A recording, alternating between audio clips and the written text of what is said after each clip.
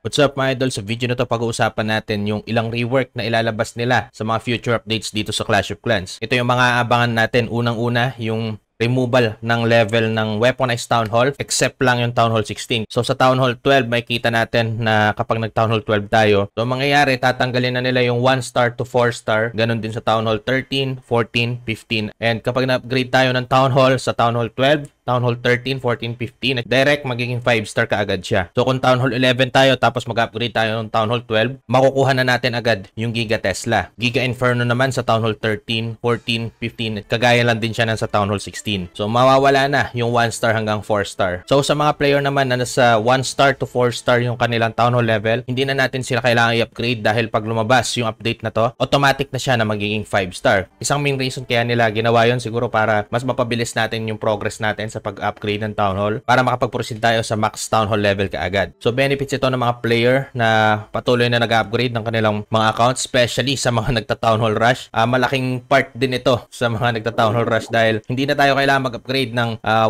star, 2 star, 3 star, 4 star para makapag-proceed to the next Town Hall level. Yung isang downside nga lang nito pero slight lang naman para sa akin is hindi na natin makikita yung mga design ng mga lower Town Hall level. Halimbawa yung 1 star, 2 star, 3 star, 4 star, hindi na natin siya makikita kasi direct pag in-upgrade na natin siya, magiging 5 star na kaagad yung ating Town Hall. Pero yun lang naman yung pinaka-less na i-expect natin once na nilabas nila tong update na to. Kasabay nitong pag-remove ng Weaponized Town Hall level is itong rework ng Springtrap. So yung rework ng Springtrap, alam naman natin yung Springtrap is para lang siyang minor na traps dito sa Clash of Clans. So may mga information about dito sa Springtrap. Pero ang isa talaga na nagulat ako na gagawin nila dito sa Springtrap is pwede na siyang gumana sa mga hero. Dahil yung ating mga hero magkakaroon siya ng troop capacity o spring capacity, parang ganyan. So maraming maapektuhan na attack strategy once na ginawa nila na maapektuhan din yung hero ng Springtrap. Unang-una na dito yung mga dive o yung mga charge na mga hero,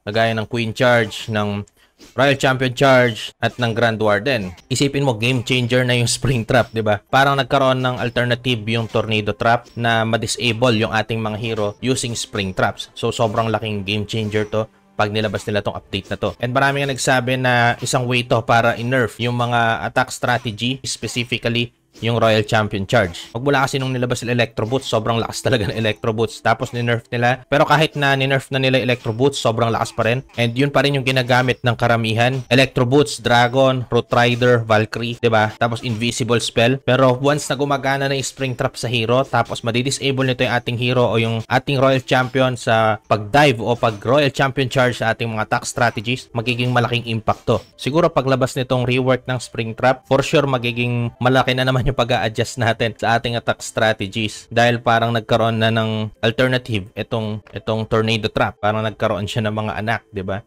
So for some reason kung bakit nila ni-rework itong Springtrap is para magamit natin to and may upgrade natin to sa iba't ibang Town Hall level. Pero ganun pa man, isang way to para may balance o mabigyan tayo ng panibagong challenge na laruin itong game na to. And sa update na to, para sa akin na nagustuhan ko dito, yung pag-remove ng Weaponized Town Hall level. And regarding naman dito sa future changes about dito sa Springtrap o yung magiging rework nito, para sa akin hindi ko pa masabing magugustuhan ko yung gagawin nila dito. Pero sa tingin ko ginawa nila to para magkaroon ng mga bagong meta. Hindi lang yung Royal Champion Charge na gumagamit ng Electro Boots at saka Invispell para kuhanin yung mga nasa 20 to 30% ng base. And sa tingin ko marami talagang malulungkot na player na nagpapa-level ng kanilang Electro Boots dahil yun na nga yung lumabas na meta tapos nito nagkaroon na naman ng panibagong rework.